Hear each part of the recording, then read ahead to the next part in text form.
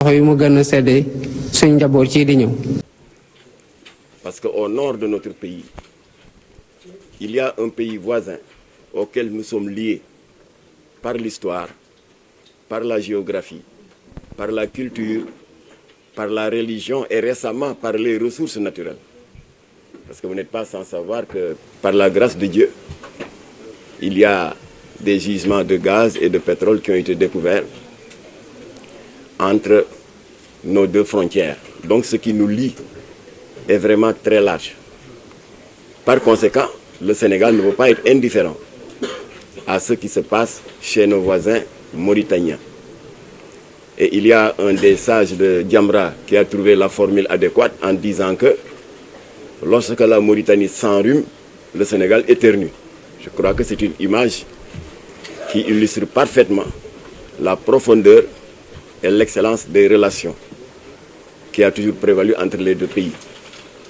Alors nous disons que le 29 juin dernier, le peuple mauritanien avait eu à choisir celui qui devait présider à leur destinée pour les 5 années à venir. Et vous avez tous suivi l'actualité nationale et internationale pour comprendre parfaitement que sur les 7 candidats qui étaient en liste, il y en avait un qui était presque unanimement désigné comme étant le favori. Je veux parler de mon voisin de gauche, Biram Dahabet, qui nous a fait l'honneur, nous, ONG Islamique Djamra, d'une visite de courtoisie dans le cadre d'une tournée internationale d'information et de sensibilisation qu'il compte faire pour informer l'opinion sur les tenants et aboutissants. Je ne dirais pas de cette élection, mais de ce hold-up électoral. Donc c'est un grand honneur qu'il a fait à Djamra de nous réserver la première étape de sa tournée internationale.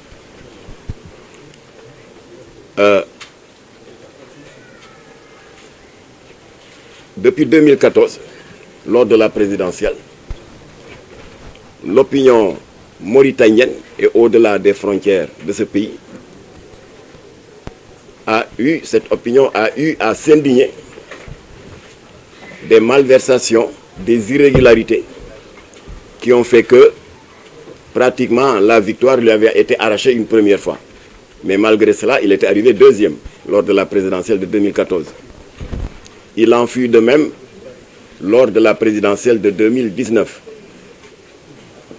Sans compter, bien entendu, le 29 juin dernier, où il y a eu une sorte de bis repetita, il est encore arrivé deuxième. Mais avant d'en arriver là, je voudrais rappeler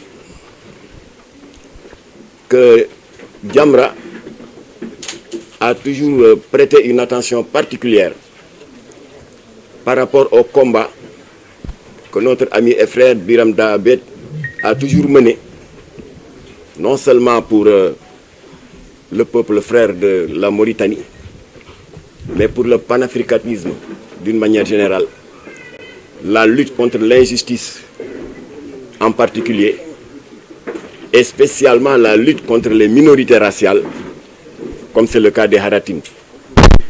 Alors ce combat lui a valu en 2000, Djamra n'a eu de cesse de formuler au plan international pour dénoncer les brimades dont il a toujours été victime. Alors il nous a fait l'agréable surprise au mois de mai 2021 de nous rendre une visite de courtoisie ici au siège de Djamra. Et je dois dire que nous avons été doublement agréablement surpris parce qu'il en avait profité lui aussi pour manifester son soutien au combat de Djamra pour la défense de nos valeurs en prenant sa carte de membre de Djamra. Donc il faut que vous le sachiez, en dépit du fait que c'est une haute personnalité arrivée deuxième à la présidentielle. Il a fait l'honneur au Sénégal, particulièrement à Djamra, d'avoir sa carte de membre. Merci. Djamra lui aussi lui avait rendu la réciproque en prenant une carte de membre de l'IRA.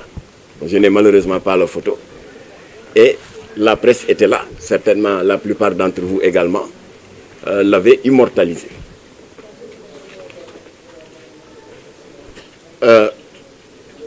Une dizaine de jours plus tard, M. Biram Daabed a estimé nécessaire d'élargir notre partenariat.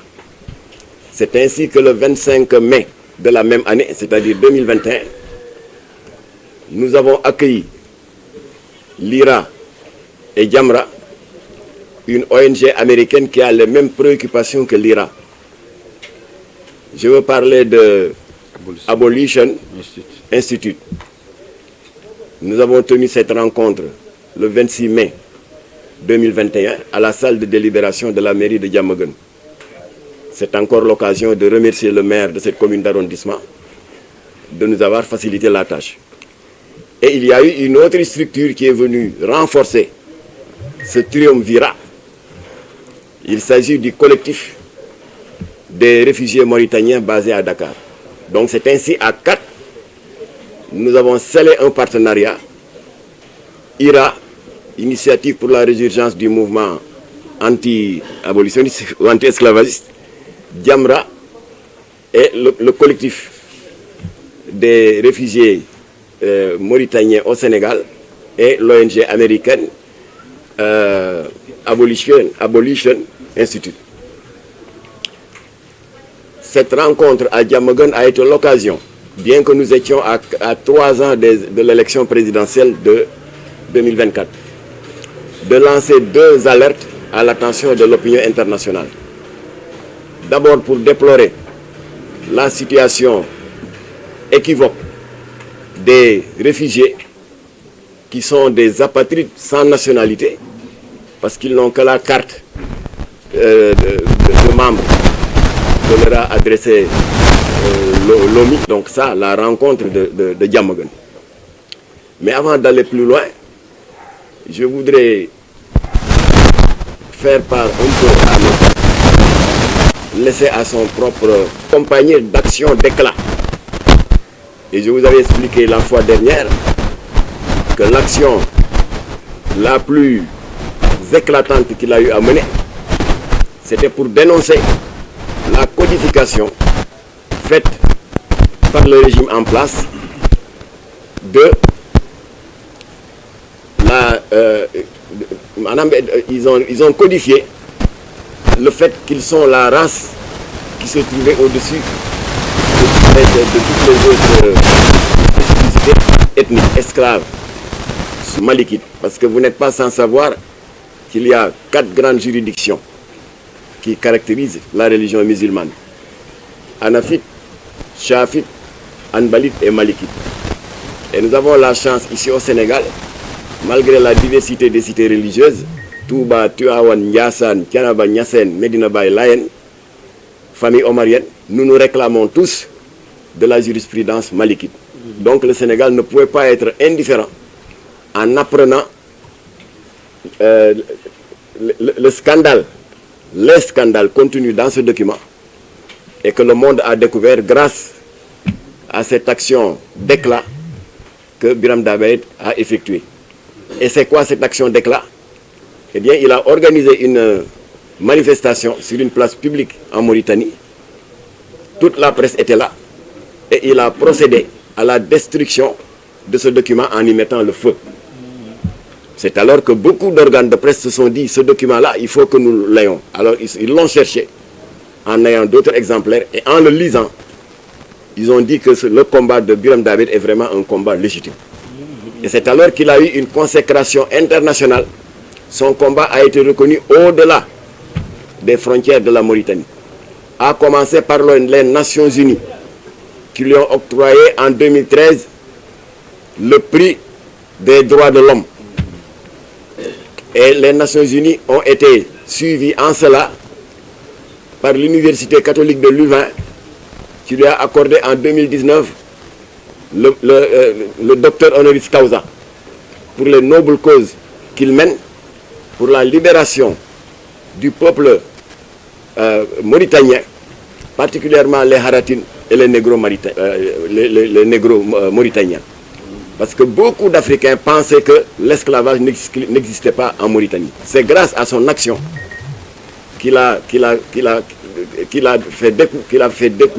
fait découvrir à toute l'humanité le poteau rose.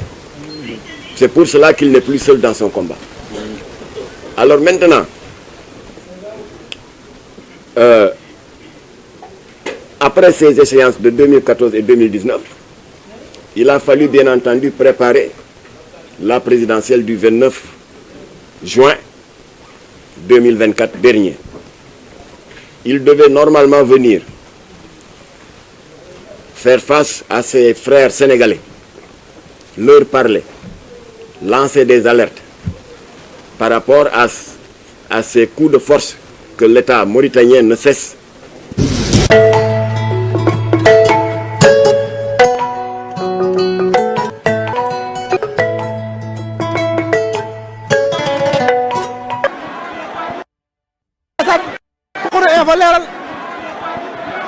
le roi des arènes ay lacrymogène ko nga ci biir esat